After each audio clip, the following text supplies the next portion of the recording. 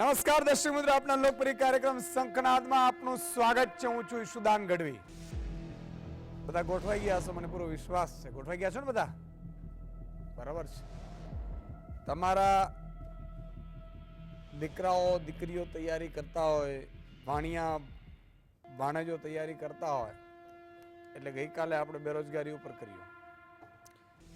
આજે તમારા દીકરા દીકરી ભણીને બાર પાસ થઈને આવ્યા અને લાઈનો લગાડી છે. આવકનો દાખલો, જાતિનો દાખલો, નોન ક્રિમિનલ સર્ટિફિકેટ. તમારી પીડા એ અમારી પીડા. અત્યાર સુધી આવા મુદ્દાઓમાં કોઈ પડતું નથી હોતું, અને શું કામ પડે? પણ મુદ્દા આધારિત પત્રકાર તો બહુ જરૂરી છે. આજે આ કાર્યક્રમ તમે જોશો તો તમે પણ જાગૃત થઈ જશો. ભૂલથી કદાચ મુખ્યમંત્રી મંત્રીઓ આમ ફેરવતા હશે, જીએસટીવી આવી જશે અથવા મોનિટરિંગમાં મૂક્યા હશે, એ જાગૃત થશે તો એ અધિકારીની સૂચના આપી શકશે કે ઘરવટે પણ થઈ શકે, સ્કૂલોમાં જ થઈ શકે. હવે સુદાન ગઢવી ઓબીસીમાંથી આવે છે, પછી સુદાન ગઢવીને દીકરાને ઓબીસીમાંથી તો પછી સ્કૂલમાં છે ત્યારે જ કરી નાખો ને. પણ જાતિનો દાખલો ને આવકનો દાખલો ને નોન ક્રિમિનલ સર્ટિફિકેટ ને અને લાઈનો લગાડો છો, એ દિવસે તમે પછી અધિકારીઓ પૂરતા નથી હોતા અને ભરાવો થાય. આજે આખી દુનિયા આંગળીના ટેરવે આવી ગઈ છે. તમારા સ્માર્ટફોન પર અમુક ક્લિક કરો એટલે દુનિયાની તમામ માહિતી તમારા સ્ક્રીન પર આવી જાય છે. ખાસ કરીને કોરોના કાળ બાદ દુનિયા ઘણી બદલાઈ, તેમાં પણ વર્તમાન સરકારમાં ડિજિટલ ઇન્ડિયાની વાતો પણ મોટા ઉપાડે થઈ. ઘેર બેઠા ઓનલાઈન બધી સરકારી સુવિધા મળશે, દરેક પ્રમાણપત્ર ઓનલાઈન મળશે, તેવા દાવાઓ તો થયા. પરંતુ આ દાવાઓની હવા કાઢતા ઘણા દ્રશ્યો આજે ગુજરાતભરમાંથી સામે આવ્યા છે. વહીવટી અસુવિધાને લઈને લોકોને ઘણી બધી તકલીફો ભોગવવી પડી રહી છે. ધોરણ 10 અને 12 નું પરિણામ આવી ચૂક્યું છે. હું મારી ટીમને કહીશ કે સાઈડમાં સ્ક્રીનમાં વિઝ્યુઅલ ચલાવે, જે દાખલાઓ માટે લાઈનો લગાડી છે. ધોરણ 10 અને 12 નું પરિણામ આવી ચૂક્યું ને હવે સરકારી કે ખાનગી અભ્યાસક્રમમાં આગળ પ્રવેશ મેળવવો હોય તો વિવિધ સરકારી સર્ટિફિકેટોની જરૂર પડતી હોય છે. ધોરણ 12 પછી કોલેજમાં એડમિશન લેવા માટે જાતિનું પ્રમાણપત્ર લેવું પડે છે. રાઇટ ટુ એજ્યુકેશન અંતર્ગત ખાનગી શાળામાં જરૂરિયાતમંદ બાળકોને એડમિશન લેવા વાલીઓને આવકનો દાખલો આપવો પડે છે. નોન ક્રિમિનલ અને આવકના દાખલા કઢાવવા માટે લોકોને ભારે હાલાકી પડી રહી છે. સરકારે નાગરિક સુવિધા કેન્દ્રો લોકોની સુવિધા માટે બનાવ્યા છે, પરંતુ સામાન્ય જનતાને ભારે અસુવિધા ભોગવવાનો વારો આવી રહ્યો છે. લોકો પોતાના કામ ધંધા છોડીને કલાકો સુધી કતારમાં ઊભા રહેવા મજબૂર છે. અસહ્ય ગરમીમાં લોકોને પોતાના બાળકો સાથે લાઈનમાં ઊભા રહેવું પડી રહ્યું છે. અધિકારીઓ અંદર છાયામાં અને એસીમાં બેસી આરામથી કામ કરે, બહાર વાલી અને વિદ્યાર્થીઓ 42 થી 44 ડિગ્રી તાપમાનમાં ભૂખ્યા તરસ્યા તડકામાં શેકાવા મજબૂર છે. અમદાવાદ સુરતમાં વહેલી સવારે 5 વાગ્યાથી અરજદારો ટોકન લેવા લાઈનોમાં આવ્યા. થોડા મોડા આવે તો આખો દિવસ વારો ના આવે. વડોદરામાં 3 દિવસમાં 4000 થી વધુ વિદ્યાર્થી વાલીઓએ આવકનો દાખલો કઢાવ્યો. રોજના 1000 થી વધુ લોકો દાખલો કઢાવવા કતારોમાં લાગી જાય છે.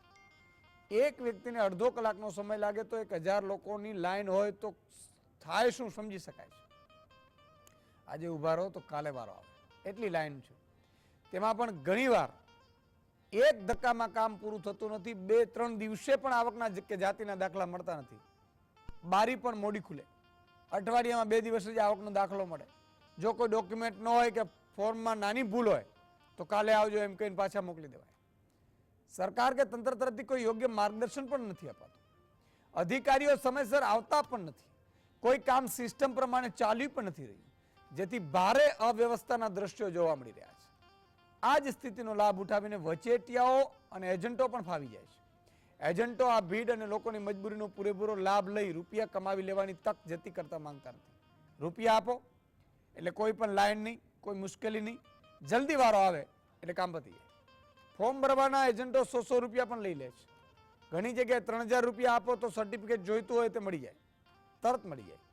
સરકારી ઓફિસની બહાર ખુરશી નાખી એજન્ટો બેઠા છે. વિદ્યાર્થીઓને ફોર્મ ભરવામાં તકલીફ પડતી હોય તો આ એજન્ટો રૂપિયા લઈ કામ કરી રહ્યા છે. રોજની 200 કે 300 રૂપિયાની કમાણી કરતા ગરીબ લોકોને એજન્ટે 1000 થી 1500 રૂપિયા આપી દેવાના થાય તો તેની અઠવાડિયાની કમાણી આમ જ નીકળી જાય. લોકોની ફરિયાદ છે કે કોઈ જવાબ આપતું નથી. આપે ક્યાંથી? મુખ્યમંત્રીના દીકરાને દાખલો કઢાવવા લાઈનમાં ઊભું નથી રહેવું પડતું. મંત્રીઓના દીકરાને દાખલો કઢાવવા લાઈનમાં ઊભું નથી પડતું. ફોન કરે એટલે આવી જાય. બસ તમે બધા લાઈનમાં રહો, લાઈનમાં રહો, ફરિયાદો કરો, વારંવાર ફરિયાદો કરો, સાંભળે નહીં તો ફરિયાદો કરો, પાછા ઘરે જાઓ રિસાઈને. ચૂંટણી આવશે ને ત્યારે આપણા જ જ્ઞાતિના આગેવાન દલાલ બની અને આપણે કહેશે ધ્યાન રાખજો મારી આબરૂનો સવાલ છે, તો કરો આબરૂનો સવાલ.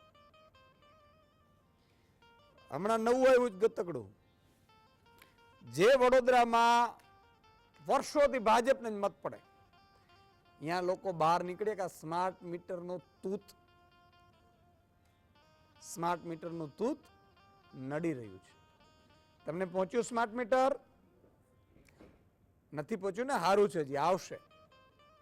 અને સ્માર્ટ મીટર તો એવું છે કે એમાં લાઇટ પણ આમ ચાલુ રહેશે ને, એનો બિલ તમારી ઉપર આવશે ને. એ મોબાઈલની જેમ રિચાર્જ પૂરું એટલે સ્વિચ બંધ. મજા કરો. તમે વિચાર કરો કે પેટ્રોલ અને ડીઝલમાં ટેક્સ લેવો હોય એટલે પહેલા ચૂકવી લે, વીજળીનો બિલ લેવું હોય તો પહેલા ચૂકવી લે, પહેલા લઈ લે, અને તમને સુવિધા આપવી હોય તો લાઈનોમાં બેસે. લાઈનો આપો, છતાંય તમે જાગતા નથી. એ બહુ સારી વાત છે, એ આનંદની વાત છે. નેતાઓને આવી જ પ્રજા જોઈએ, આવા જ આગેવાનો જોઈએ, આવા જ ધારાસભ્યો જોઈએ, આવા જ મંત્રીઓ જોઈએ. મંત્રીને પૂછો કે આમાં આવકના દાખલામાં આપણે વ્યવસ્થા કરવી, તો એ તો જૂની છે, ખાકી ખાતા ખાતા, એ તો જૂની વ્યવસ્થા છે, એ તો એમ જ થાય. એને ખબર જ નથી કે નવી વ્યવસ્થામાં સુધારી શકાય. તમને એવા જ મંત્રી જોઈએ અને એવાને જ છૂટજો. હા, ફલાણાને હું પ્રેમ કરું છું, ફલાણાનો છે, ફલાણાએ કીધું છે, આણે કીધું છે. ખાડો ખોદો એટલે પડવાનું તમારે જ હોય. આ લાઈનો તમે જોઈ રહ્યા છો. હવે આ જ માતા પિતાને દીકરા દીકરીને પૂછજો કે ચૂંટણી આવે ત્યારે શું કરો છો, આ બધું ભૂલી જશે. એની ક્યાં વાત કરો છો? પાક વીમો ન આપ્યું હોય ખેડૂતો ભૂલી જાય. લાઈનોમાં ઉભા હોય 2-5 કિલોમીટર સુધી, 3 દિવસે વારો આવે પોતાનો માલ વેચવો, ભાવે બીજા નક્કી કરે ને તો ખેડૂતો ભૂલી જાય મારી જ્ઞાતિનો છે, તો પછી ભોગવવાનું આવે. આમાં આપણે કઈ ઠીક છે સુદાનભાઈ, તો આજે મારાથી નથી રહેવાતું એટલે હું બોલી દઉં. સત્તા તો આપણા હાથમાં છે નહીં. અત્યારે કામ આપણું છે કે બોલી દઈએ, બોલી દેશું ને મને પોતાને સંતોષ થઈ જશે કે ભાઈ મારાથી જેટલું ઈશ્વરે શક્તિ આપી એ પ્રમાણે કામ કરી દીધું. પણ ગામડે ગામડે સરકારી શાળાઓ બંધ થઈ રહી છે. સરકારી શાળાઓમાં શિક્ષકો નથી. આપણે પોતે પેટે પાટા બાંધીને ખાનગી શાળાઓ ગામડાઓમાં ભણાય. પહેલા તો શહેરમાં તો હતી જ, ખાનગી છે જ, છતાંય તમને ખબર નથી પડતી 50,000 રૂપિયો ખાનગી શાળામાં કોણ લઈ જાય છે. અને એ માનો તમે શિક્ષણ ના આપે, આરોગ્ય ના આપે, આ વ્યવસ્થા તમને ઘરે ન આપે, પાસપોર્ટ તમને ઘરે ન આપે, તો આ ટેક્સ લે છે શું કામ? પેટ્રોલ ઉપર ટેક્સ ન લે તો આપણે 35 થી 40 રૂપિયામાં લીટર મળે અત્યારે, પણ એ પેલા લઈ લેશે 100 રૂપિયા. રાજ્ય સરકાર કહેશે કે એ મારું આમાં ભાગ છે, કેન્દ્ર સરકાર કહેશે કે મારું ભાગ છે. એમાં શિક્ષણનો સેસ ને રોડ અને ટ્રાન્સપોર્ટનો સેસ ને રોડમાં પાછા તમે ચડો, જ્યાં મસ્ત સારા રોડ આવે અહીંયા ટોલ નાખવું હોય ભાઈ, અને અહીંયા પાછા ફાસ્ટેગ ડાયરેક્ટ કપાઈ જ જાય, અને ફાસ્ટેગનો એટલે ડબલ.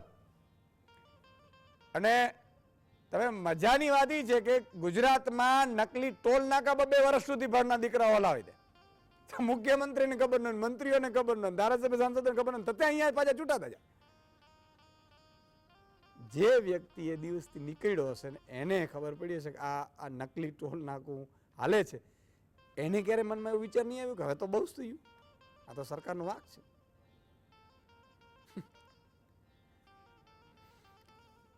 આ આવકનો દાખલો, નોન ક્રિમિનલ સર્ટિફિકેટ, જાતિનો દાખલો દર વખતે શું કામ લાઈનો લગાડવી પડે છે? 12મા ધોરણમાં દીકરો કે દીકરી છે, એનો બાપ છે ઓબીસી છે, એના પિતાની એટલી આવક છે, તમારી પાસે બધા ડોક્યુમેન્ટ બધા છે રેડી, તમે 3 મહિના પહેલા પ્રોસેસ કરી દો ને અધિકારીઓ પાસેથી, અને સ્કૂલ જ લઈ દે, વાંધો શું છે? ન કરી શકે. ન કરી શકે તો આપો મને 2 દિવસ, આખા ગુજરાતમાં ઘર બેઠા વ્યવસ્થા ઊભી કરી દઉં. મારે કઈ જોતું નથી, તમારું પગાર નથી જોતું 2 દિવસ. બોલો, આજ ઘડીએ હું કહું છું 2 દિવસની અંદર આ વ્યવસ્થા ઊભી થઈ શકે. શું કામ બાળકોને, વિદ્યાર્થીઓને, વાલીઓને લાઈનો લગાડો છો?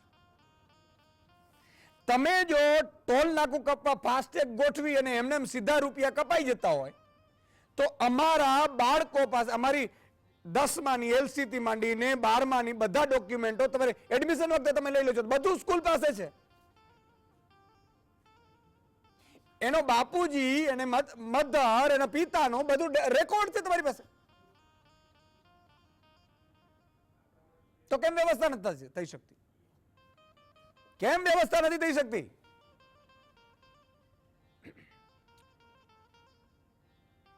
નમાલી પ્રજા, વહેંચાયેલો પત્રકાર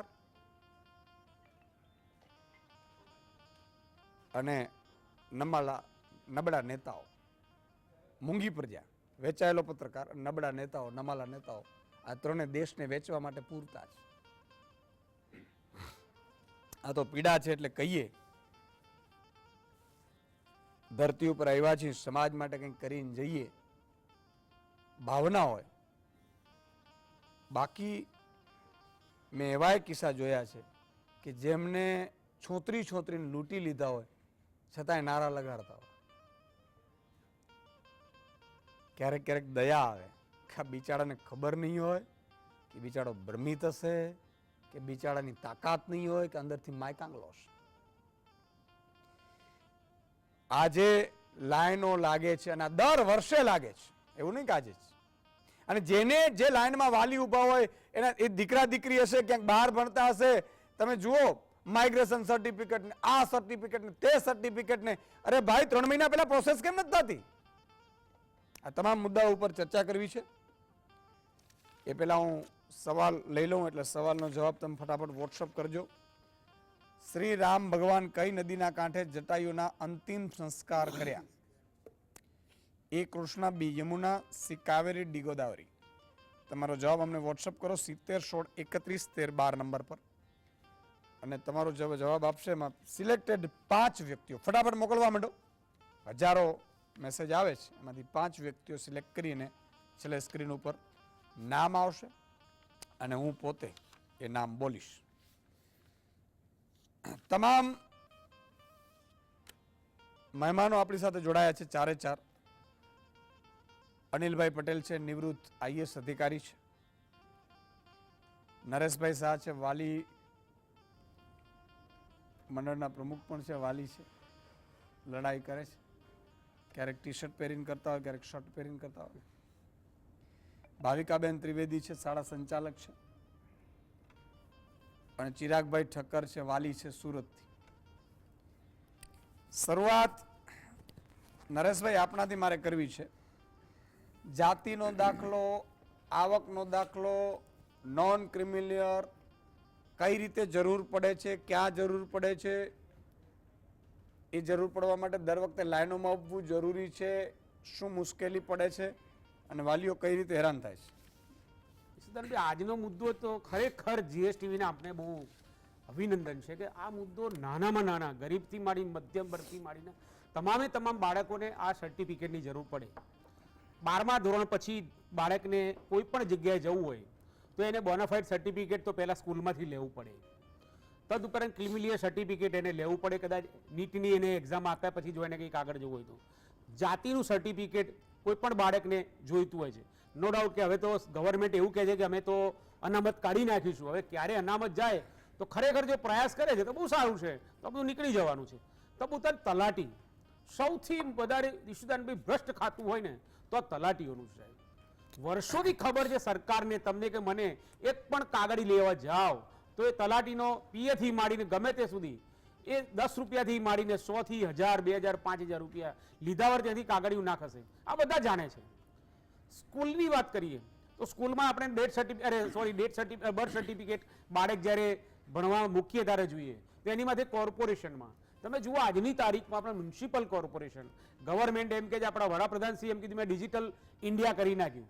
આજે તમે કોર્પોરેશન કોઈ બી જગ્યાએ જાઓ, ડેથ સર્ટિફિકેટ હોય કે બર્થ સર્ટિફિકેટ હોય, સાહેબ પહેલા ધક્કામાં તો તમને મળે જ નહીં. એટલે અને બીજું કે તમારી પાસે જો 1980 થી જુનિયા તો જન્મ્યા હોય 1980 પહેલા, તો સાહેબ એ સર્ટિફિકેટ તમને મળે જ નહીં. કારણ કે એ વખતે એમ કે ભાઈ અમારી પાસે તો આ ડિજિટલ હતું જ નહીં, માટે અમારે તો પોટલા શોધવા પડશે. એ નહીં હોય તો તમારે કોર્ટમાં હાજર થવું પડશે. તમારે કોર્ટમાં હાજર થવું હોય તો તમારા મા બાપ લાવો અને એની સહી કરાવો. મા બાપ તમારા સાચા છે ખોટા છે. ઈશુદાન ભાઈ, બાળક ક્યાં, વાલીઓ કેટલા હેરાન થાય છે. તમે આ એક પ્રશ્નો નહીં, કોઈ પણ બાળકને આજે, અને તમે શાળાની વાત કરો છો, શાળામાં પણ સાહેબ આજે ફીની સાથે સાથે આ બધા ડોક્યુમેન્ટ્સ ઉપરથી 2000 વધારી દેશે. ખરેખર શાળાની આ જવાબદારી છે. આ બધા જ બાળક જ્યારે 12મા ધોરણમાંથી જાય ત્યારે એ શાળાએ જ આટલી મોટી મસ્ત ફી 2-2 લાખ રૂપિયા લેતા હોય તો શાળાએ જ આ બધા સર્ટિફિકેટ બાળકને લઈ આપવા જોઈએ. તમારી વાત સાચી શાળાએ, પણ તે છતાં પણ જ્યારે બાળક આજે 8મા ધોરણ પછી આ બધા સર્ટિફિકેટની જરૂર પડે તો એ 8 થી 12ની ધોરણની વચ્ચે બાળકોને બધી જ જગ્યાઓ પડે છે. અને બાળકને તો સાહેબ ખ્યાલ નથી હોતો ક્યાંથી સર્ટિફિકેટ આવડાવવા માટે મા બાપ ફરે છે. મા બાપ બિચારા ખ્યાલ નથી આવતો તો સાલા એજન્ટો ફસાય છે. એક બારી પર ઈશુદાન બી એજન્ટો ખડા ઉભા છે. એક બારીએ તમે જુઓ, કોર્પોરેશન જુઓ, તલાટી જુઓ કે ચાહે મહેસૂલ ખાતું જુઓ, કોઈ પણ એવી જગ્યા નહીં હોય કે જ્યાં એજન્ટો નહીં હોય. અને શું ખ્યાલ નથી?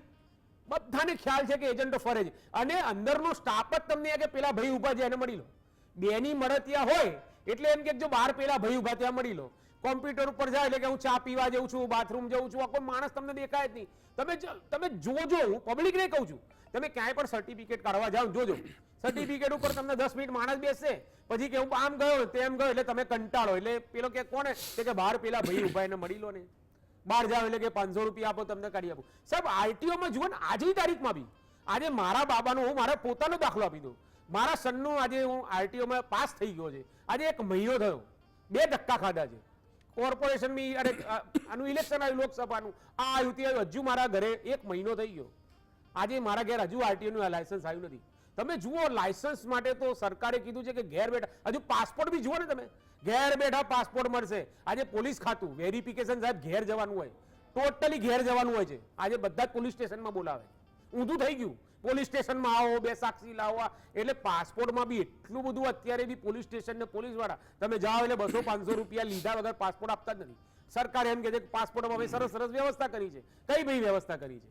એટલે ઈશુદાનભાઈ, આ ઇસ્યુ તમારો એટલો જબરજસ્ત તમે ઉઠાયો છે અને સ્પર્શ કર્યો નાગરિકને. બિલકુલ. પણ આ ગુજરાતની નાગરિક સાહેબ ઈશુદાનભાઈ, ધક્કા ખાવા દો, ફી વધવા દો, બધું જ થવા દો. એ જ્યારે ફરશે, ઠોકર ખાશે, ખબર પડશે આ ગુજરાતની નાગરિકને કે હું ક્યાં આવું, મને શું તકલીફો પડે છે, તો પણ હલશે નહીં આ ગુજરાતની નાગરિક. બિલકુલ. મિત્રો, 8-9 લાખ વિદ્યાર્થીઓ પાસ થયા છે ને 12મા ધોરણ. હવે 88% ઉપર આવ્યું. હવે સાંભળજો, જો આ સત્તાધીશો હોય ને, સત્તાધીશો, એને મતથી મતલબ હોય.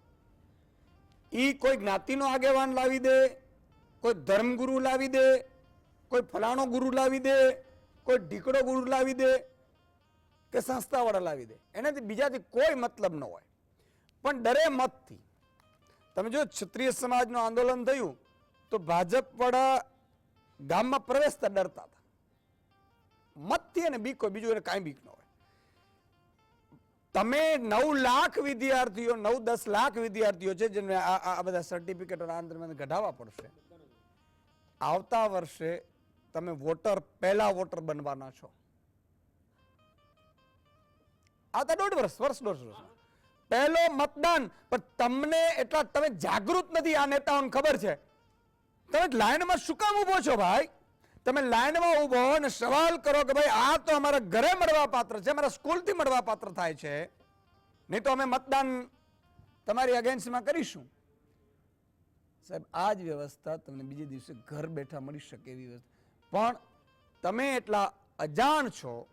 મને ક્યારેક એવું થાય કે પહેલો મતદાર હોય, બિચારાને ખબર જ નહોતી કે મતદાન શેના માટે કરું. તું 1 વર્ષ પહેલા તો લાઈનોમાં લાગીને આવ્યો છે. જ્ઞાન સહાયકોને ખબર પડી કે આ તો હવે તો આપણો તો ધંધો ગયો. ધંધો મતલબ કે નોકરી ગઈ કાયમી, એમ. બરાબર? આપણે ખૂબ મહેનત કરી, વર્ષો સુધી મહેનત કરી, ટેટ ટાટ આ તે. ત્યારે જ્ઞાન સહાયકોની આંખો ઉઘડી. એટલે જેને ઉપર પડે ને એ દિવસે તમારી આંખ ઉઘડી જાય ને એ બહુ જરૂરી છે.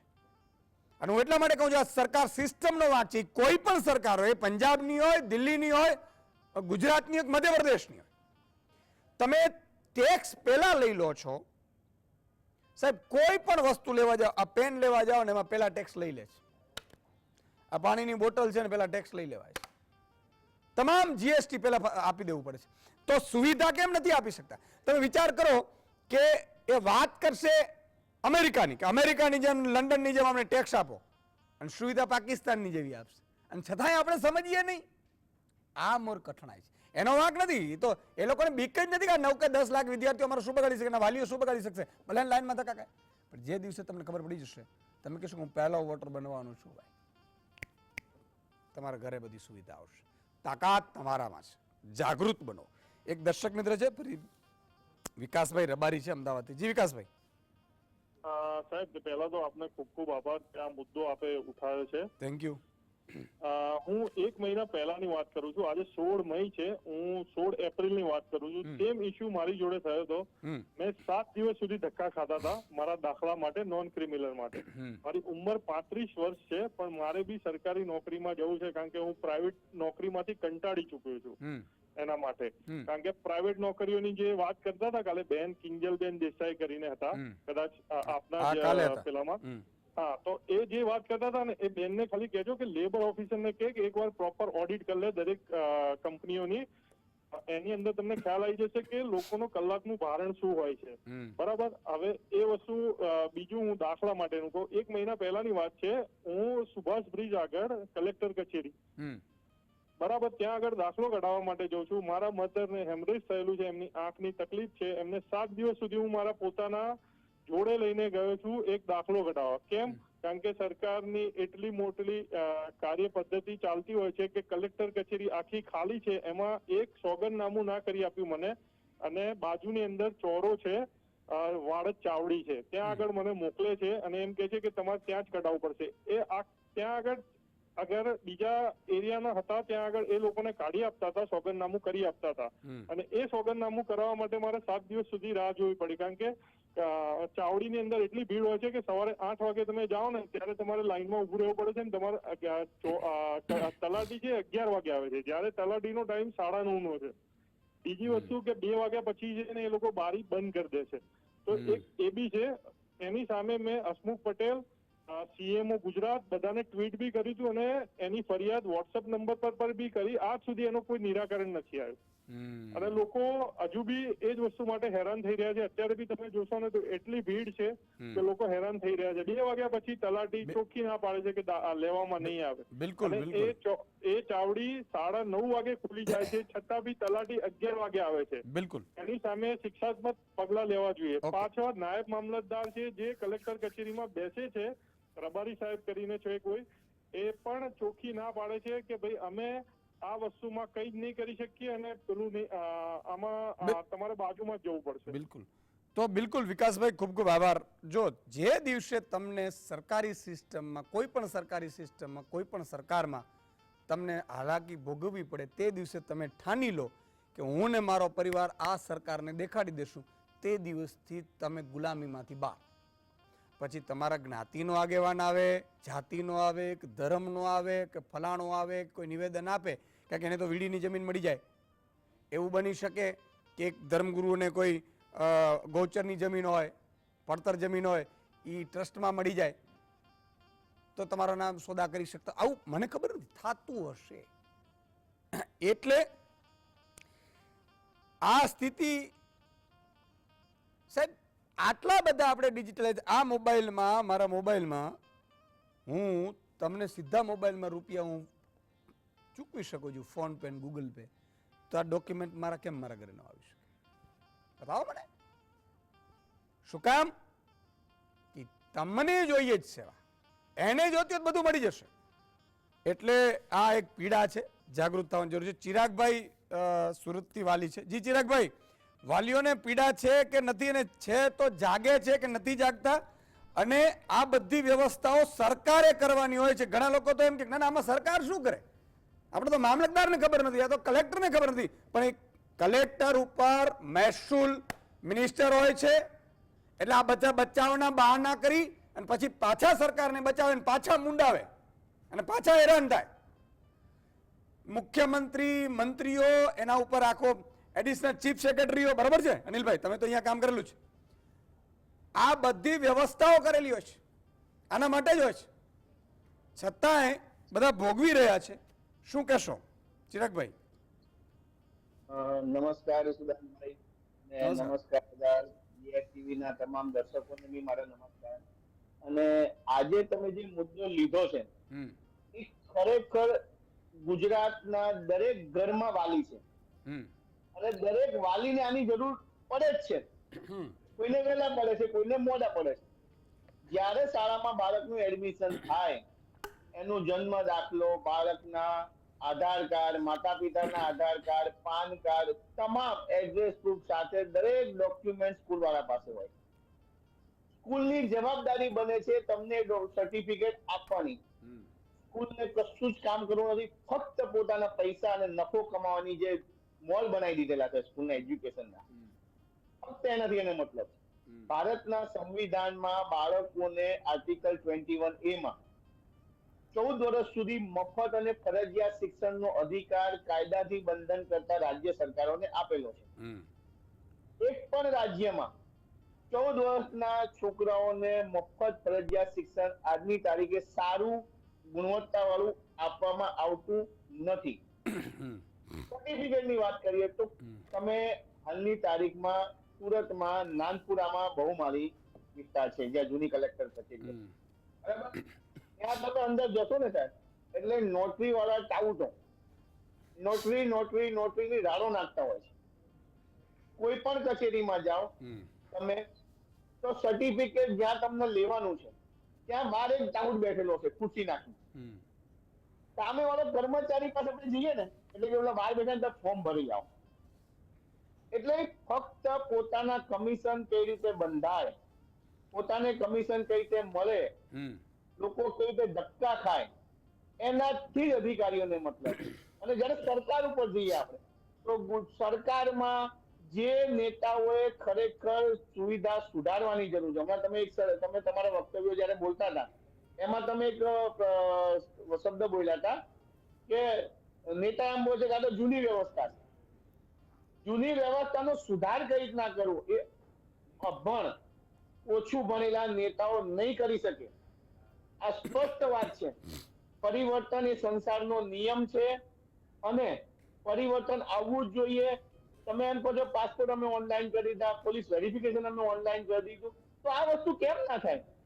હાઈકોર્ટ અને સુપ્રીમ કોર્ટ કોરોના કાળમાં ઓનલાઈન ચાલી છે, સબમિશન બધું ઓનલાઈન થતું હતું, કેસ ફાઇલ ઓનલાઈન થયા છે, તો કેમ ના થાય? કરવાની દાનત નથી. તમે ધારો તો અધિકારીઓ, કર્મચારીઓ તમારું કામ 24 કલાકની અંદર, એક તો પહેલી વાત તો એકાઉન્ટેબિલિટી બિલ જ નથી કર્મચારીઓમાં. બિલ જે બનવું જોઈતું હતું એ હજી સુધી નથી બન્યું. વિસર એકાઉન્ટેબિલિટી જો બિલ આવી જાય સાહેબ, એને 24 કલાક 48 કલાકમાં એનું નિરાકરણ કોઈ પણ સંજોગોમાં કરવું જોઈએ અને એને ના કરે એને પેનલ્ટી થાય તો તાત્કાલિક તમારું કામ કોઈ પણ સંજોગોમાં કરી આપશે. હવે નાગરિક સુવિધા કેન્દ્રની તમે વાત કરી, ત્યાં આગળ તમે જાઓ ને સાહેબ 24 કલાકો માટે લાઈનો હોય છે. બહાર તમને એજન્ટ છે ને સાહેબ 1500 થી 2000 રૂપિયા આપો એટલે બીજે દિવસે તમારા ઘરે આવીને આપી જાય સર્ટિફિકેટ, આવકના દાખલા, આ બધું તમારે બધું ઓનલાઈન થઈ શકે. આરટીઈ નું તમે જો ફોર્મ ઓનલાઈન ભરાવતા હોય તો પછી તમને આવકના દાખલા કેમ ના ઓનલાઈન મળી શકે? સેન્ટ્રલ ગવર્મેન્ટ તમને શ્રમ કાર્ડ, ઓલા કાર્ડ, 4-5 કાર્ડ અલગ અલગ સેન્ટ્રલ ગવર્મેન્ટ આધાર કાર્ડ ના હિસાબે તમને આપી દેતા હોય, બરોબર, ઓનલાઈન જ જનરેટ થઈ જાય. તો આ કેમ ના થઈ શકે? બરોબર, બધું જ કરવાની દાનત નથી સાહેબ, દાનત નથી. આજે તમે હમણાં એક બીજું વક્તવ્ય બી તમે બોલ્યા હતા કે સરકારી શાળાઓ બંધ કરી રહ્યા છે. શાળાઓ બંધ કરી રહ્યા એનું કારણ એક જ છે કે ભણેલો માણસ હશે, ભણેલો બાળક હશે તો સવાલ કરશે, સવાલથી બીવે છે, પ્રશ્નથી બીવે છે, જવાબ નથી આપી શકતા એક બી મંત્રીઓ. એમની સામે સાચો પત્રકાર જો બેસે વિધાઉટ બીકામ, બિલકુલ ચિરાગભાઈ, બીકાયેલો નથી, એ એમની સામે જો સવાલ કરશે તો એમની પાસે જવાબ નથી. પણ મને તો એક હસવું આવ્યું હતું, માફ કરજો, આમ તો પોલિટિકલી કોમેન્ટમાં ના કરવી જોઈએ પણ કરું છું સુરત માટે, કે ઘણા સુરતવાસીઓનો મતનો અધિકાર છીનવાઈ ગયો છતાંય એ લોકો આનંદિત હતા કે ચાલો યાર કે વાહ ભાઈ વાહ કે લો નારા લગાડતા હતા. અરે તમારો મતનો અધિકાર કોઈ છીનવી લે છે. આપણી દીકરી હોય, ભલે આપણા કોઈ સંબંધિત છે અથવા પાડોશી છે, સારા સંબંધ છે પાડોશી જોડે, પણ જ્યારે આપણી દીકરી ઉપર નજર ખરાબ બગાડી અથવા તો આપણી દીકરીને બગાડી જાય છે અથવા તો આપણી આબરૂ ઉપર, ઇજ્જત ઉપર હાથ નાખે છે, પછી એ પાડોશી હોય કે સગો હોય, આપણે લાત મારીને એને બહાર કાઢી મૂકીએ છીએ. બરોબર કે નહીં? તો સુરતવાસીઓને પણ એ પીડા કેમ ન થાય? કારણ કે આ મતનો અધિકાર છીનવો એ આબરૂ ઉપર હાથ નાખવા બરોબર હતું. 100% વાત તમારી સાચી.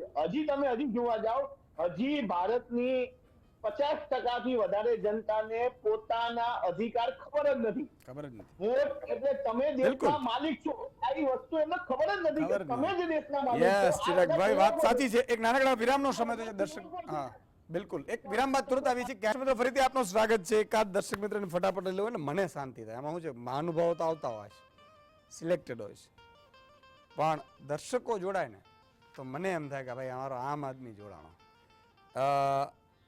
હરે કૃષ્ણભાઈ જોડાયા છે રાજકોટથી. જી હરે કૃષ્ણભાઈ. જય માતાજી સુદનભાઈ. જય માતા, જય માતાજી.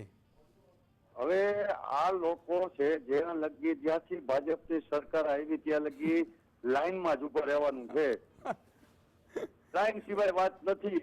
આ લોકો એમ કે 400 પાર એટલે મત સિવાય નહીં. તમારા હું ખીચામાં મત પડ્યા છે, બાપુજીનો બગીચો છે ખીચામાં મત પડ્યા છે, પણ જો આ વખતે સરકાર ગઈ છે મશીનમાં ગડબડી ના કરે તો આ ફાઇનલ વાત છે. અને ગઈ જ છે, એટલો રોજ છે 400 પાર. ઓલું કર્યું 6000. અરે આ વડાપ્રધાન ને ના શોભે, 6000 નો શોભે.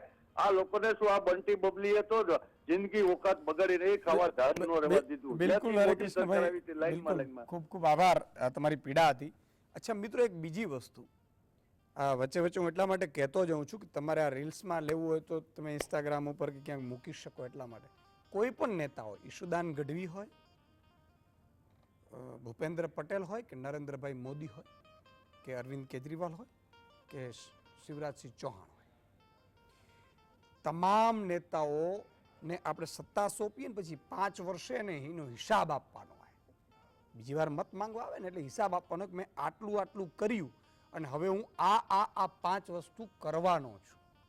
આણે શું કરી દીધું ને ફલાણે શું કરી દીધું દીકરું, એનાથી શું ફેર પડે છે ભાઈ? મારા દીકરાને કે મારા ઘરમાં તમે પેલાને ગાળો આપો કે આને ગાળો તમે એક તો ગાળો આપે ને ત્યારે તાળીઓ પાડવાનું બંધ કરી દો. આપણે તાળીઓ પાડીએ છીએ, આ પિશાચી આનંદ લઈએ છીએ, એની મજા છે એ લઈએ છીએ. એટલા માટે આ લોકો તાળીઓ જે પાડે ને એને ખબર પડે કે આ મૂર્ખ પ્રજા છે તો એ મૂર્ખ બનાવે. અંગ્રેજો 200 વર્ષ સુધી રાજ કર્યું હતું આવી જ રીતે, અને સુરતથી જ થાણું સ્થાપ્યું હતું 1608માં. બરાબર ને? હું ભૂલતો ન હોઉં. 1608માં મારા બેટા વેપાર કરવા આવ્યા અને વેપાર કર્યા પછી જોયું કે આ પ્રજા તો ભોળી છે, સાહેબ બની ગયા. રફીકભાઈ સુરતથી જોડાયા. જી રફીકભાઈ. હાજી હાજી. હા, હું રફીકભાઈ શેખ જી બોલો બોલો. સુરતથી બોલું. હાજી. મારે કહેવાનો મતલબ જાતિના દાખલા વિશે છે કે મારો એક મિત્ર છે રમેશ વસાવા કરીને, બરોબર? હવે આદિવાસી જાતિમાં આવે તો તરત જ ખબર પડી જાય કે ભાઈ વસાવા આદિવાસી જાતિમાં આવે. હજી ઉંમર લાયક માણસ છે, મારા કરતા વધારે ઉંમર છે. હવે એ માણસ હવે સ્પષ્ટ દેખાઈ આવે છે કે ભાઈ સરકાર પાસે લિસ્ટ ના હોય કે પછી આની પાસે શાનો જાતિનો દાખલો માંગો? વસાવા હવે એમની પાસે રાશન કાર્ડ હોય, આધાર કાર્ડ હોય, તો પછી આ જાતિના દાખલાની શું જરૂર છે? હા, ને બીજી આવકના દાખલા વિશે વાત કરું કે ભાઈ આવકનો દાખલામાં એવું ટિંડક ચાલે છે કે તમે તલાટી પાસે જાઓ અને આવકનો દાખલો માંગો એટલે ભાઈ ફોર્મ ભરાવે. હવે એમાં એવું છે કે તમારી આવક સમજો કે ઓછી હોય પણ 1,20,000 જેટલી તો આવક તમારે એમ લખવી જ પડે, એવું તલાટીનું એમ કહેવું છે કે એનાથી નીચે આવક લખવી પડે. બિલકુલ. હા, બરોબર છે. એટલી આવક ના હોય છતાં પણ લખવું પડે. અને અમારે નગરપાલિકા લાગે. ના, સાચી વાત છે રફીકભાઈ, ખૂબ ખૂબ આભાર. મિત્રો, આવા સબ્જેક્ટ હું શું કામ લઉં છું ખબર છે? આ બધું મેં પોતે જાતે ભોગવ્યું છે. હું આવકનો દાખલો કઢાવવા 2 દિવસ લાઈનમાં પોતે ઉભો રહ્યો હતો નાનો હતો ત્યારે, અને મને એમ હતું કે જ્યારે આવી સિસ્ટમમાં સુધારો લાવવો જોઈએ ત્યારથી અત્યાર સુધી વર્ષો વીતી ગયા આ લોકો એમ્બેસેડરમાં ફરતા હતા, એ લોકો મર્સિડીઝોમાં ફરતા થઈ ગયા, પણ એમના વિકાસ કર્યા. પણ ભણના દીકરાઓએ આ સિસ્ટમ હજી નથી સુધારી. મુખ્યમંત્રીને જોઈને કોઈક પૂછો કોઈ કે ભાઈ આ વ્યવસ્થા તમને આવડે છે? ન આવડે. તમે જવાબ આપો કે નથી આવડતી ભાઈ. એ કંઈક બીજી જ વાત કરશે. આપણે 400 જોઈએ છે ને, આપણે 300 જોઈએ છે, આપણે 200 જોઈએ છે.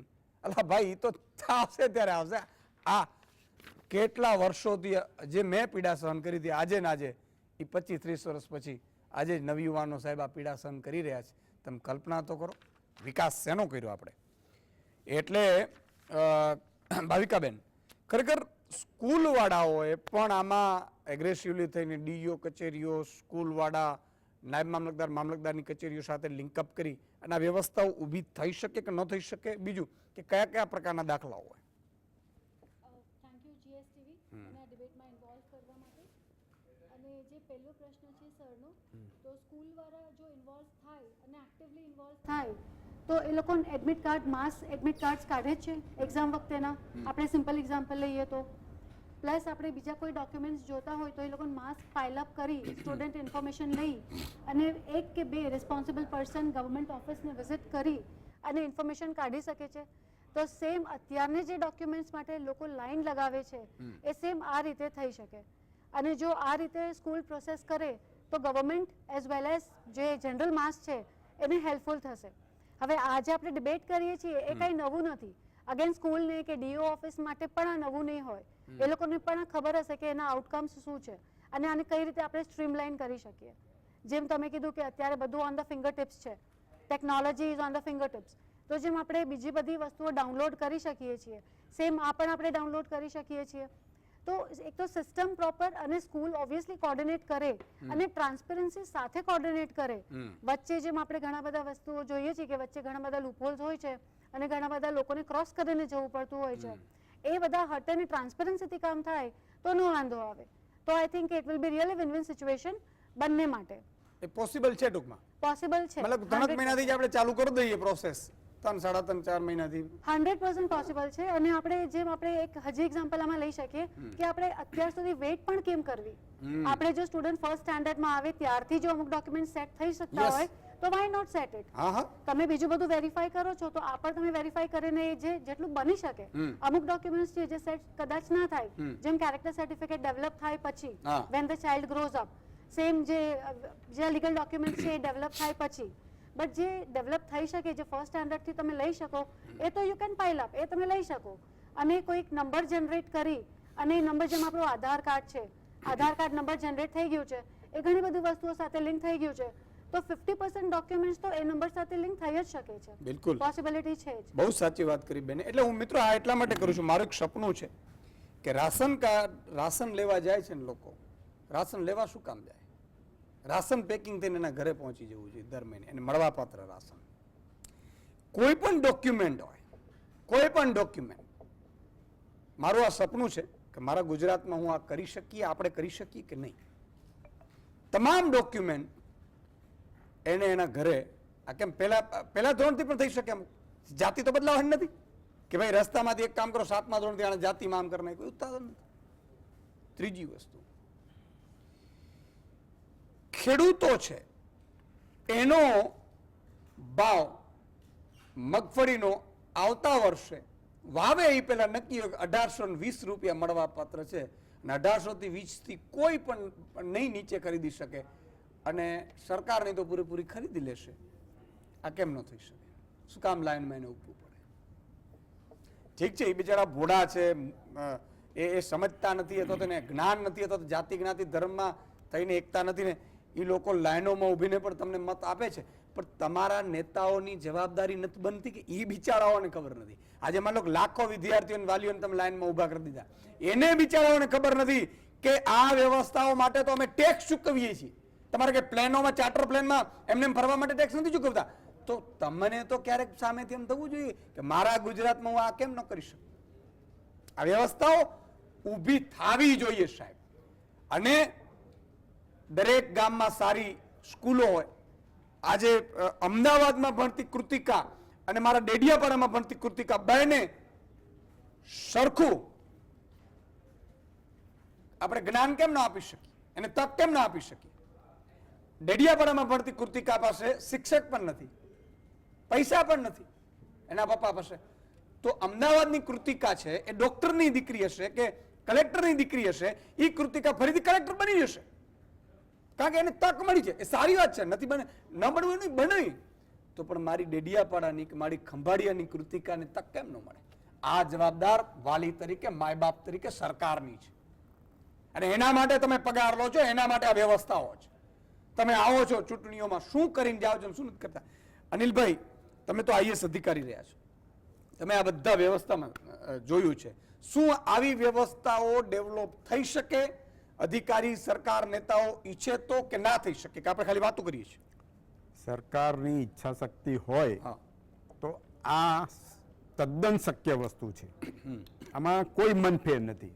પરંતુ જે વહીવટી તંત્ર છે એ વહીવટી તંત્રની ઈચ્છા શક્તિ કરતા વહીવટી તંત્રને આ આખું માળખું, આ તંત્ર કેવી રીતે ઊભું કરવું એનું બેઝિક નોલેજ નથી. બીજી વસ્તુ, જે અધિકારીઓ છે, જે કર્મચારીઓ છે, જે નેતાઓ છે, જે સક્ષમ સાહેબ બેઠા છે, એ લોકોને આ વસ્તુ જે બની રહી છે એને પોતાનો અનુભવ નથી થયો. જ્યાં સુધી પોતાને અનુભવ ન થાય ત્યાં સુધી આ વાસ્તવિકતા તેઓ સમજી શકશે નહીં. બીજી વસ્તુ, આ પ્રમાણપત્ર આપવું એ તમે કહ્યું ને એમ બહુ આંગળીના ટેરવે આ કામ થઈ શકે એટલી સરળ વસ્તુ છે એમ, પરંતુ એને તમારે સિસ્ટમેટિક સોફ્ટવેર ડેવલપ કરવો જોઈએ અને થઈ શકે એમ છે. આપને ખબર ના હોય પણ ગુજરાતમાં એક એવી સંસ્થા બનાવવામાં આવી છે, ભાસ્કરાચાર્ય ઇન્સ્ટિટ્યૂટ બનાવી છે, જે સોફ્ટવેર ડેવલપમેન્ટ માટે આખા ભારત વર્ષમાં લોકોને એક દાખલો પૂરો પાડે છે. લોકોને તાલીમ આપવામાં આવે છે. આઈએસ અધિકારીઓ તાલીમ લેવા જાય છે ત્યાં સોફ્ટવેરમાં, કે સોફ્ટવેર કેવી રીતે બનવું જોઈએ, કેવું હોવું જોઈએ, એનું અમલીકરણ કેવી રીતે થવું જોઈએ, વહીવટી તંત્રને સરળ કરવું હોય તો કેવી રીતે થઈ શકે. ઘણા મિત્રોએ બતાવ્યું કે એક સામાન્ય માણસને એક દાખલો લેવા માટે કેટલાય દિવસો નીકળી જાય છે, છતાં એ દાખલો મેળવી શકતો નથી. કેમ? એટલા માટે કે પેલા કર્મચારીની ઈચ્છા શક્તિ જ નથી. કર્મચારી પાસે પૂરતા સંસાધનો બી નથી, એની પાસે કોઈ સોફ્ટવેર બી નથી. આજે તમે કોઈ પણ સોફ્ટવેરની વાત કરશો, કોઈ પણ જગ્યાએ જશો તો ઓનલાઈન કંઈક કરાવવાનું હશે એટલે પેલો એક સામાન્ય તમને જવાબ આપશે કે આજે સર્વર ડાઉન છે. શું કરશો તમે? ઉભા રહીશ. હું મારું પોતાનું એક ઉદાહરણ આપું કે હું છેલ્લા ગયા જૂનથી 2023ના જૂનથી હું મારા સોલર સિસ્ટમ, ભારત સરકારે બહુ મોટી યોજના સરસ કરી છે, નેશનલ સોલર સિસ્ટમ જે શરૂ કરી છે એ યોજનામાં તમને પૂરેપૂરા, પણ આજે એક વર્ષથી હું પ્રયત્ન કરું છું, આજે એ મારા ઘરે સોલર સિસ્ટમ હું લગાવી શક્યો નથી.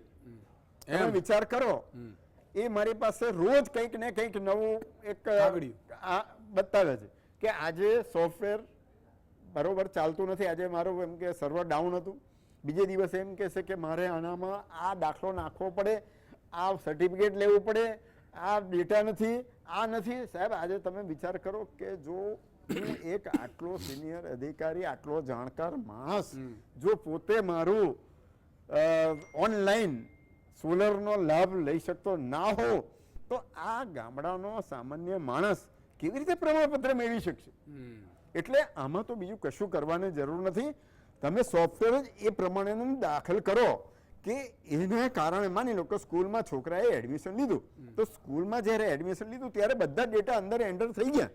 એ બધા એન્ટર થઈ ગયા ડેટા, તો એના આધારે તમે એનો કાસ્ટથી લઈને એનું દરેક વસ્તુ, એના મા બાપનો તમે ડેટા લઈ લીધો, એના ઘરનો ડેટા લઈ લીધો, એની આવકના આધારે તમે એને એડમિશન આપ્યું. તો તમે એ સોફ્ટવેર કેમ ડેવલપ નથી કરતા? એ સોફ્ટવેરનું લિંક કરો. તમે માની લો કે સ્કૂલ છે તો સ્કૂલમાં કેટલા વિદ્યાર્થીઓ છે એ તમને એક આંગળીના ટેરવે એના સચિવશ્રીને ખબર પડવી જોઈએ કે આ ગામમાં આ સ્કૂલ છે, આ સ્કૂલમાં આટલા વિદ્યાર્થીઓ છે, એને આ જ્ઞાતિના છે, આ છે, એના બધા બાયોડેટા એમાં ફિટ થયેલા હોય છે. એટલે આમાં કશું કરવાનું જરૂર નથી. એ સોફ્ટવેર જ એ પ્રમાણેનું ડેવલપ થવું જોઈએ. એ સોફ્ટવેરના ડેવલપમેન્ટ આધારે આ પ્રમાણપત્ર અગાઉથી જ ફાઇનલ થઈ ગયેલા હોવા જોઈએ. એ ઓનલાઈન જ જે તે સ્કૂલમાં જ્યાં એડમિશન લેશે ત્યાં એ ઓનલાઈન જ શિફ્ટ થઈ જવું જોઈએ. ઓટોમેટિકલી પહોંચી જવું જોઈએ. એટલે એ વિદ્યાર્થીએ કોઈ પ્રમાણપત્ર લેવા જવાની જરૂર નથી. એને એડમિશન માટે માત્ર એટલું જ કે ઓનલાઈન એને એડમિશન માટે ફોર્મ ભરવાનું છે કે મારે આ કોલેજમાં મારા આટલા પર્સન્ટેજ આવ્યા છે એટલે મારે એડમિશન લેવું છે. તો એના ડેટા જે સોફ્ટવેરમાં ફિલ થયેલા છે એ જ ડેટા તમારા ઓટોમેટિક જે તે કોલેજમાં શિફ્ટ થઈ જવાના, કે જેથી તમારે એ વિદ્યાર્થીએ ક્યાંય જવાની જરૂર જ નથી. એને સ્કોલરશિપ મળવા પાત્ર છે કે નથી મળવા પાત્ર એ બી તમને તરત ખબર પડી જશે. માની લો કે એ વિદ્યાર્થીના વાલીને આવકનો દાખલો લેવો છે તો એ તલાટીએ એના ગામમાં એના મામલતદારે કે એના VC મારફતે ઓનલાઈન કરી દે. ઓનલાઈન કરી દે હા. કે ભાઈ આ મારા ગામનો વતની છે, હા. એ આ ખેતી કરે છે, કારણ કે એની સંસાધન શું છે ગામમાં હા. એ તલાટીના રેકોર્ડ પર છે જ. એટલે અને આ VC છે ત્યાં. આ ઈચ્છા શક્તિનો અભાવ છે. બીજું, સરકારમાં જે અધિકારીઓ છે એને આમાં કોઈ રસ નથી, કારણ કે લોકોને જે થવાનું એ થાય. નેતાને આમાં સમજાતું નથી. નેતા ખાલી સૂચના આપે છે આમ કેમ નથી થતું, હા એનો કોઈ ઓળખીતાનું હશે તો એક ફોન કરીને એ કરાવી દેશે, પણ સામાન્ય લોકોનું શું એ વસ્તુ કોઈ હજુ સુધી કોઈ લેવલે સમજાતું નથી. એટલે હું તો એક જ વસ્તુ કહું, તમારે સોફ્ટવેર એવું ડેવલપ થવું જોઈએ કે જે ઓનલાઈન હોય, દરેક સાથે એક જોડાયેલું હોય, એકબીજા સાથે સંલગ્ન થયેલું હોય, મામલતદાર હોય, ટીડીઓ હોય, શિક્ષણ અધિકારી હોય, કે આવકનો દાખલો આપનાર સક્ષમ અધિકારી હોય, જાતિનો આ દાખલો આપનાર સક્ષમ અધિકારી, એને ઓનલાઈન જ જોઈ લેવાનું છે કે ભાઈ મારે ત્યાં કેટલા જણને જાતિનો દાખલો આવશ્યકતા છે. એ તો હવે પહેલા ધોરણથી ભણતો આવ્યો હોય કે સ્કૂલમાં એડમિશન લીધું હોય, હું તો એમ કહું છું જન્મ્યો ત્યારથી એના મા બાપ તો તમને કઈ જ્ઞાતિના છે ખબર જ છે. જન્મ જન્મના દાખલા આ તો જેને ખોટું કરવું છે, ખોટો દાખલા લેવા આવા છે, દાખલા માંગ કરીને શું કામ તમે પેલું કરો? આ સિસ્ટમ એટલા માટે જ કરવામાં નથી આવતી કે કોઈને ખોટો દાખલો આપવો હોય તો કેવી રીતે આપવો. આ એનો સસ્તા સિરલમાં બિલકુલ અનિલભાઈ, મિત્રો આ આખા ઉચ્ચ અધિકારી રહી એટલે હું તો આજે એક જ વસ્તુ એમ કહું છું કે તમારી પાસે નિવૃત્ત અધિકારીઓ છે, જાણકાર અધિકારીઓ છે, સોફ્ટવેરના બી અધિકારીઓ છે, આટલી મોટી ઇન્સ્ટિટ્યૂટ છે, ઇન્સ્ટિટ્યૂટનો લાભ લો. હું તો એમ કહું છું એક તમે પહેલા શરૂઆત કરો એક તાલુકાથી, એક તાલુકાને તમે મોડેલ તરીકે ડેવલપ કરો, એના આધારે તમે બીજા આખો જિલ્લો લો, જિલ્લાનો ડેવલપ કરીને તમે આખા રાજ્યને develop કરી શકો છો. મોટું સાબરકાંઠામાં તમે જુઓ જાતિના લીધે એનું ફોર્મ રદ થયું. વિચાર તો કરો, જાતિ છુપાઈ. તમે સૌથી મોટી વાત તો જુઓ, અને એવા દેશની રાજકારણ રમવાનું છે. એવા પણ ઉદાહરણ આપું કે જે ખોટા દાખલાના આધારે આખી જિંદગી તમે શું કહેવાય અધિકારી બની ગયા.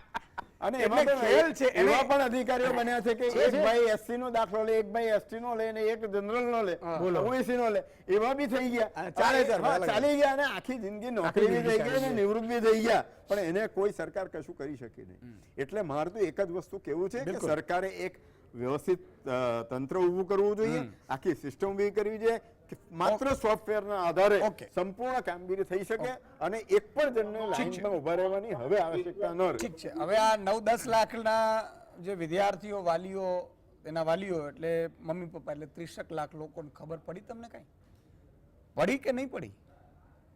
આ થઈ શકે એમ છે કે હજી ધક્કા જ ખાવા છે, અને ધક્કા ખાવા હોય ને તો એમ કહું છું ખાતા જ રહેવા જોઈએ, આમાં કોઈ વાંધો પણ નથી કોઈને, બરોબર છે.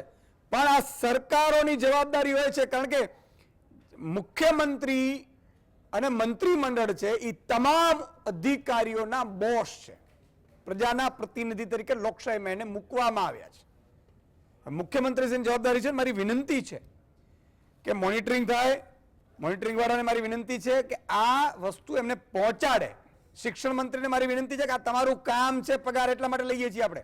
ડીઈઓ સાથે મીટિંગ કરો, તમારા સચિવ સાથે મીટિંગ કરો, બરાબર છે. અને તલાટીઓ, વીસી, આખા ગામે ગામ બધું છે, 7, 12, 8 દાખલા પણ નથી મળતા કઈ. એટલે આ બધી વસ્તુઓ થઈ શકે એમ છે, કરવી હોય તો. નહીં તો તમે ધક્કા ખાતા રહ્યો, કાંઈ વાંધો નથી. અને યથા પ્રજા તથા રાજા. આમાં એક જ વસ્તુ છે, એક પ્રગતિ નામનું સોફ્ટવેર છે. આ સોફ્ટવેરને ફક્ત અપડેટ કરવાની જરૂર છે. જેમ જેમ તમારી પાસે ડેટા આવતા જાય એમ તેમ તમારે અપડેટ કરવાનું છે અને એક બીજા ડિપાર્ટમેન્ટ સાથે એને જોડવાનું છે. આટલું જ કરવાની જરૂર છે. જો આટલું થાય અને એ પ્રગતિ નામનું સોફ્ટવેર આ ભાસ્કરાચાર્ય ઇન્સ્ટિટ્યૂટ બનાવેલું છે, મને ખબર છે, અને એ બનાવેલું છે એને ફક્ત એક મિનિટ છેલ્લી નરેશભાઈ. ઈશુદાનભાઈ, ખાસ તો શિક્ષણ સાથે હજુ બી કોઈ પણ ગવર્મેન્ટ હોય એને ખરેખર બાળકના સાથે ચીડા ન કરવા જોઈએ અને ડોક્યુમેન્ટ્સ જેમ બને તેમ આટા ફેરા કર્યા વગર ધક્કા ખાધા વગર ઉપલબ્ધ થાય. આ તો પ્રથમ પાસે માક્ષિકા બાળક બિચારો હજુ તો 12મા ધોરણથી એને થાય કે મારું ભવિષ્ય કરવા જઈ રહ્યો છું, ત્યાં જ એને એમ થાય કે આટલા ધક્કાઓ ખાઈ ને નફરત થઈ જાય ભણવાની. આ બહુ મોટી વાત છે ઈશુદાનભાઈ. અને પૈસા આપીને 200-500 નું ભ્રષ્ટાચાર એના મગજમાં આજીવન ઘૂસી જાય ઈશુદાનભાઈ. એટલે આ ખરેખર બહુ જ તમારો આજનો ઇસ્યુ છે એ ખબર સેલ્યુટ મારવાનું છે કે નાગરિકો જાગો. ઓકે, ભાવિકાબેન શું કરી શકાય? પેરેન્ટ્સ થોડુંક અવેર થવું પડે, જે સિચ્યુએશન છે એને ટેકલ કરવી પડે. અને અત્યારે બી હજી તમે આઈ ઓપનર નહીં બનો, હજી બી તમે નહીં સમજો તો તમે જે પરેશાની ભોગવી, જે અત્યારે આપણે ભોગવી રહ્યા છીએ, જે છોકરા ઊભા છે એ પણ સેમ ફેસ કરશે. તો પેરેન્ટ્સ થોડાક અવેર થાવ અને ડિસિઝન પ્રોપર લેતા શીખો. અનિલભાઈ શું કરી શકાય? હું તો એવું કહું છું કે માનનીય મુખ્યમંત્રીને મારે વિનંતી છે કે સરકારમાં એવા સારા પણ અધિકારીઓ હજુ છે અથવા નિવૃત્ત અધિકારીને તમે બોલાવો અને એની સાથે ચર્ચા વિમર્શ કરીને આનું એકદમ સરળ નિરાકરણ લાવો. કારણ કે આ તો આ લોકોની જે હડમારી છે, આ બાળકોની હડમારી એની આખા જીવનની શરૂઆતમાં જ આ જો તો આવું કરવું પડતું હોય તો ભવિષ્યમાં શું થશે? અને આપણી પાસે વ્યવસ્થા થઈ શકે એવી કેપેસિટી છે, આપણે એટલા સક્ષમ છીએ, છતાં નથી થતું. તો એના માટેનો કોઈક ને કંઈક રસ્તો બેસીને વિચારવો જોઈએ, એક ટીમ બનાવવી જોઈએ સરકારે, અને સરકારે આવા તજજ્ઞોને ભેગા કરીને આનું તાત્કાલિક નિરાકરણ લાવવું જોઈએ. ચિરાગભાઈ શું કરી શકાય? અપેક્ષા શું વાલીઓની? ખરેખર જોવા જઈએ સાહેબ, ટોટલી કામ ફેસલેસ થઈ જવું જોઈએ. કોઈ પણ જગ્યાએ પ્રત્યક્ષ રીતે જવાનું જ નહીં હોવું જોઈએ. ટોટલ કામ ફેસલેસ થઈ જશે સાહેબ, ભ્રષ્ટાચાર એમનેમ જ મટી જશે. બીજી વસ્તુ એકાઉન્ટેબિલિટી, મેં તમારી જોડે જે વાત કરી, એકાઉન્ટેબિલિટી જો નક્કી કરવામાં આવે કે આટલા દિવસમાં આટલું કામ પૂરું થવું જ જોઈએ, આટલા અરજીનો આટલા કામમાં નિકાલ થઈ જ જવો જોઈએ, તો પણ ઘણો ખરો આમાં સુધારો આવી શકે છે. ફેસલેસ જો કામ થઈ જાય સાહેબ તો તરત જ આ બધી વસ્તુનું 90% સુધી નિરાકરણ થઈ જાય છે. ટોટલ ફેસલેસ કામ થઈ જાય, ટોટલ ઓનલાઈન થવું જોઈએ. હમણાં પેલા બેને કીધું કે ડાટા, આધાર કાર્ડ, ડોક્યુમેન્ટ બધું સ્કૂલમાં હોય જ છે. ભાઈએ પણ કીધું, નરેશભાઈએ પણ કીધું, તમામ વસ્તુ એક કડીની સાથે જોઈન કરી દેવામાં આવે સાહેબ તો ઓટોમેટિક બધું કામ થઈ જાય. કોઈ વસ્તુ જરૂર પડવાની જ નથી ફિઝિકલી. પણ એટલે આધાર કાર્ડ અને મા કાર્ડ ને જે બનાવ્યા છે એ જ પ્રમાણેનો એક આ જાતિનો કાર્ડ બનાવી દેવો જોઈએ કે જેને આજીવન ચાલે, જ્યારથી શરૂઆત થાય ત્યારથી આધાર એનો જ્ઞાતિનો કાર્ડ બની ગયો હોય તો કોઈ પ્રશ્ન રહેતો જ નથી. આજે લાઈનમાં ઉભા રહેવાની જરૂર જ ના પડે. જાતિ બી બદલાય નહીં, જાતિ બી બદલાવાની નથી, બદલાવાનું, કશું બદલાવાનું નથી. અને એમને કહ્યું એમ એકાઉન્ટેબિલિટી ચોક્કસ નક્કી થવી જોઈએ જીતે તંત્રની. તમે આજે પ્રાઇવેટમાં જાઓ, પ્રાઇવેટમાં તમે આખો દિવસમાં આટલું કામ ના કરશો તો પેલો કાઢી મૂકશે. હા, સરકારમાં તો કઈ નહીં, પેલો તો એમ કહેશે કે સર્વર ડાઉન થઈ ગયું, પતી ગયું. 3 મહિને ટાર્ગેટ આપવામાં આવે, એટલું કામ તારે કરવાનું છે, એનો ટાર્ગેટ જ નક્કી હોય. બિલકુલ સમયનો અભાવ છે એટલે અનિલભાઈ, નરેશભાઈ, ચિરાગભાઈ અને ભાવિકાબેન તમામનો ખૂબ ખૂબ આભાર. વાલી મિત્રો, વિદ્યાર્થીઓ, એમના સગા સંબંધીઓ, આ એક પ્રોગ્રામ છે ને એ સત્યની જ્યોત છે જનજાગૃતિ માટે.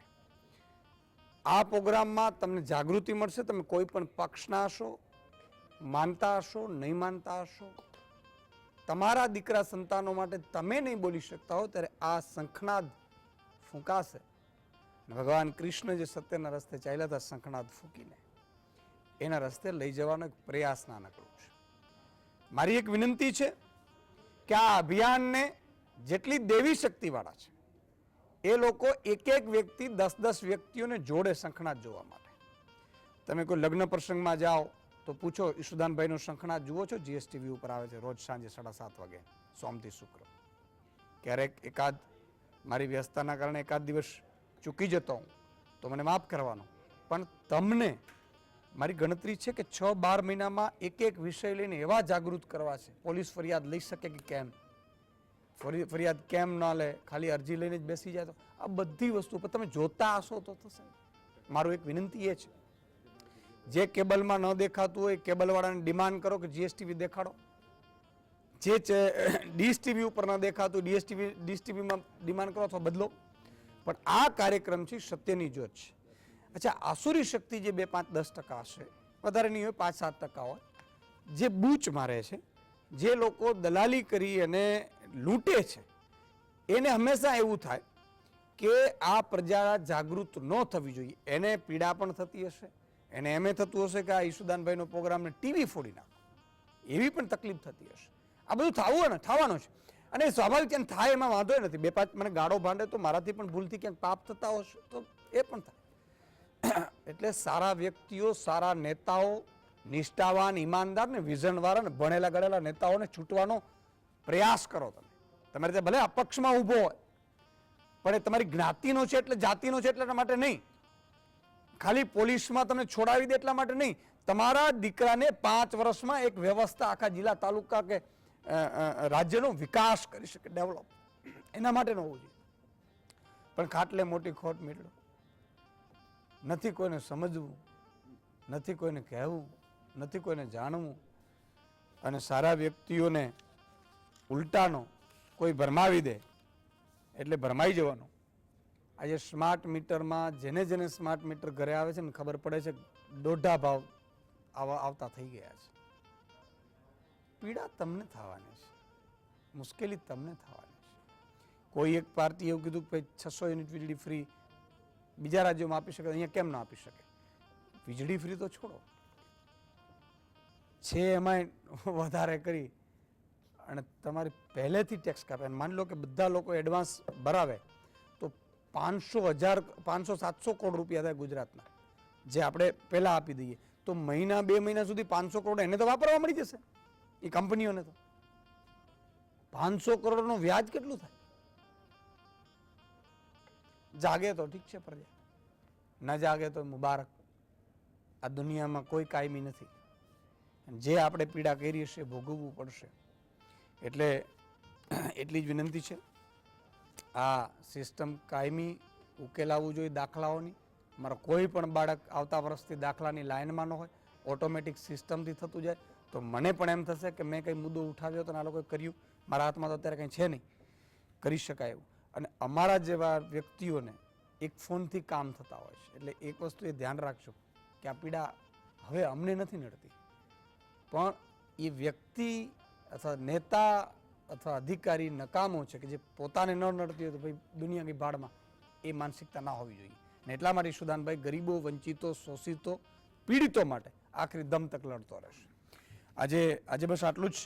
આપણે સવાલનો જવાબ લઈ લઈએ. શ્રીરામે કઈ નદીના કાંઠે જટાયુના અંતિમ સંસ્કાર કર્યા હતા? સાચો જવાબ ડી છે, ગોદાવરી. સાચો જવાબ આપનાર ઘણા છે, 5 દર્શકો જે સિલેક્ટ થયા: અશોકભાઈ પટેલ લપકામણા અમદાવાદ, અરુણાબેન ભટ્ટ જુનાગઢ, પુષ્પરાજ ગઢવી ભાવનગર, રમણજી આતાજી ઠાકોર શહીજ કલોલ અને નીતાબેન વ્યાસ ઉમરેઠ આણંદથી. આજે બસ આટલું જ. આવતીકાલે આમ તો ધર્મનો વિષયનું મારું પ્લાન છે, પણ તમારા બધાના દર શુક્રવાર આપણે કરીએ છીએ, પણ કદાચ એક મોટો મુદ્દો પણ આવી જાય તો આવતીકાલે આપણે કોઈ બીજા મોટા મુદ્દા ઉપર કરીશું. એટલે આવતીકાલે મળીશું. જય હિન્દ, જય ભારત.